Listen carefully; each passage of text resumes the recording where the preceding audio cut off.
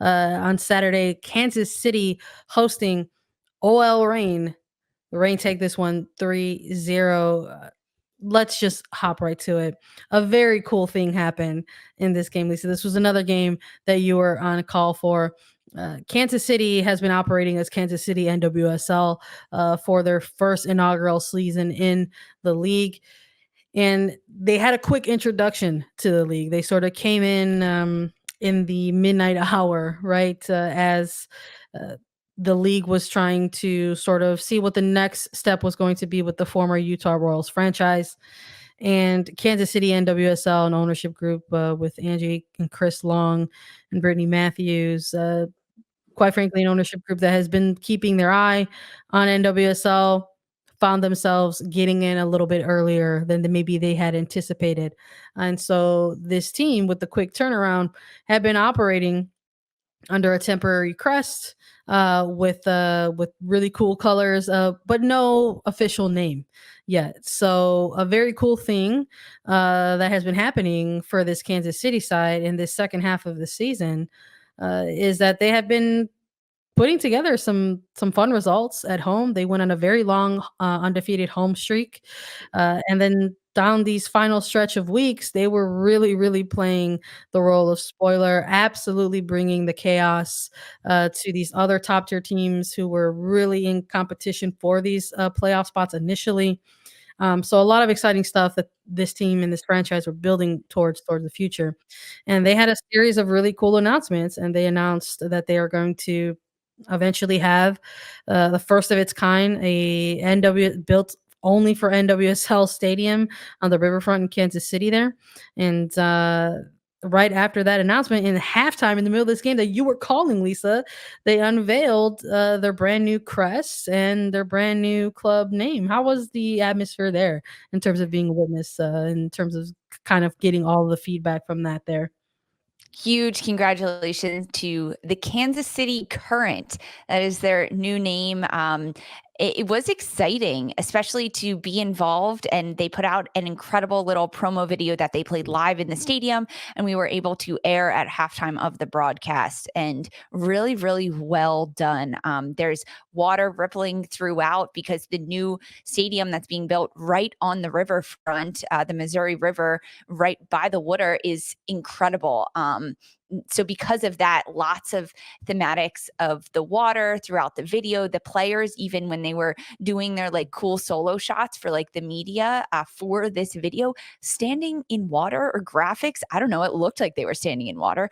I am so pleased and happy for Kansas City with how they executed this rollout, how this franchise came into this year with a temporary club, temporary crest, temporary name in Kansas City, NWSL, and kind of said, hey, this isn't it for us. We have more coming. We just need a little bit of time to nail it correctly. And that's exactly what they did. So the Current, the new name, which we were actually able to use in the second half of the broadcast, the players went in for halftime. They did the show in the stadium. We did the show on the broadcast. The players changed their kits, changed their top jersey kits to be wearing the new crest for Kansas City Current.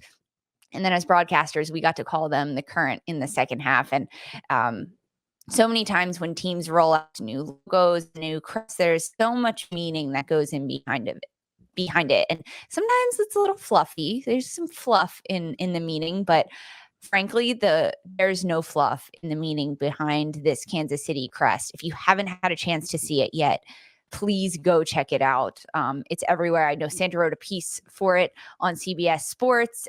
Go to Kansas City Current, their new Twitter page, their website. It's really cool. They stuck with the teal colors, the bright red color, and then they added in a dash of navy blue, which I love that, but so much meaning behind the crest. There's 2 stars on it representing the 2 states that Kansas City sits between, Missouri and Kansas. There's a 3-river ripple effect on the crest, which is the wave and the river current that courses through the heart of America, which is Kansas City. A traditional crest shape, as before it was just a circle for Kansas City NWSL. Really fantastic job. And I think the players are proud to be the Current and proud to wear the Current crest. It was exciting to see because it happened during halftime, and the game at this point, Lisa, is not gone away. At this point, No. all Rain is still figuring things out on the road. They're playing for something that's very important, even though they sort of been in this top tier position, number two. They hadn't actually clinched and secured their bye week. And going into halftime, just before then, right around just past the half hour mark, they Mhm. finally got on the scoreboard. They had some struggle in terms of actually getting the ball in the back of the net, despite looking good in the attack. And it came off of an own goal off Kiki Pickett. So a little bit of a bummer, I'm sure, on that part. No defender wants to be on the end of an own goal for sure. But a 1-0 deficit into halftime, if you're the home side, is not something that is, world comes falling down. The game is still a Mhm. possible steal at that point, right? And what we've been seeing from Kansas City is like their ability to like I said, like we've been saying for weeks now, play spoiler. And I was kind of wondering, I was like, gosh, I'm like, they're coming out here with these new kits, new crests. Like, are we about to see like are we about Fire. to witness the chaos? Like, is that about to happen? But it did not happen. Oh, Rain was like, congrats on the crest. We got things to do. It was like over before it even began. Eugenie Le Sommer, again, continuing her ridiculous form, picking up 2 goals in this second half, coming early too. I mean, we're talking the opening 5 minutes of the second half. Beautiful assist from Rosabelle. Le Sommer gets the go-ahead goal 2-0. And then once again, just past the hour mark, Eugenie Le Sommer assisted by Megan Rapinoe, another one. Uh, Lisa, you mentioned Chicago, a team, entering the playoffs on a high. I mean, we got to look at this game from all rain and probably echo similar sentiments, right? You have to, especially when you look at the own goal. Although it was the first one for OL Reign to get on the board, they had applied so much pressure to Kansas City's backline.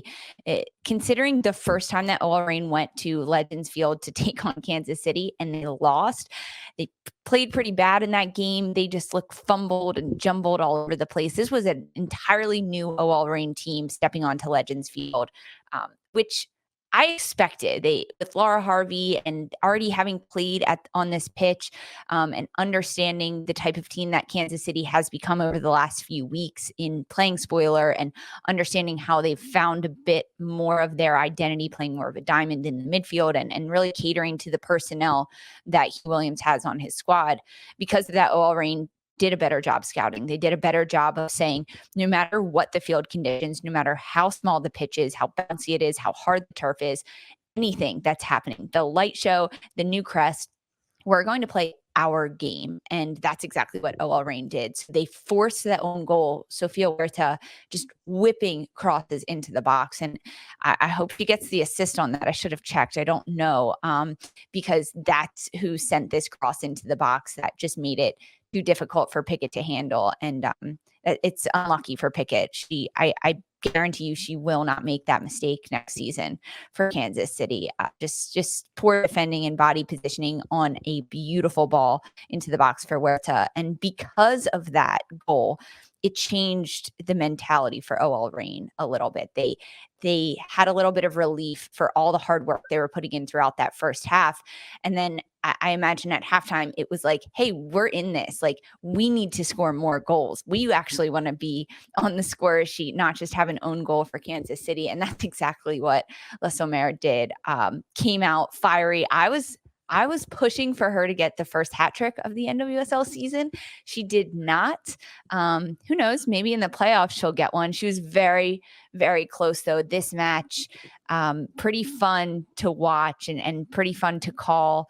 And even though Kansas City losing, not getting on the board, having an own goal, the crest reveal and the name reveal made it really special for Kansas City. And that didn't rain on their parade, because they ended the season on such a high note with the rebrand and selling merch and everything going just really smoothly on their side of things with the announcement, the rebrand, and how it was perceived by fans across the league. Absolutely something to build on, and honestly, and quite frankly, this is the playoff picture episode, so it was another piece of the playoff picture puzzle that got sort of checked off and put into place. Chicago the evening before, clinching their spot, clinching some type of home playoff, and then OL Reign doing their thing, clinching number 2, clinching that bye week.